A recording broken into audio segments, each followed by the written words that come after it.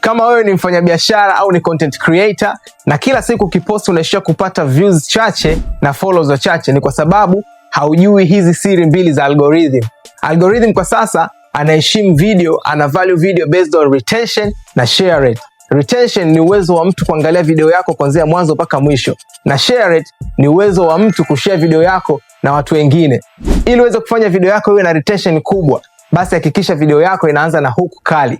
Yani either visual hook, unaonesha kitu fulani ambacho ni unique, au unaongea neno ambalo linamvutia mtu kusikiliza video yako. Kama unaelekeza kitu au unatangaza kitu, basi usitoe jibu au solution on the spot. Mtu akishapata jibu mara nyingi huwa ana swipe video.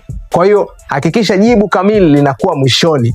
Na kama unataka video yako iweze kupata share rate kubwa, basi hakikisha unaongea kitu hicho hicho cha kawaida ambacho unataka kukipost, lakini kiongee katika unique way.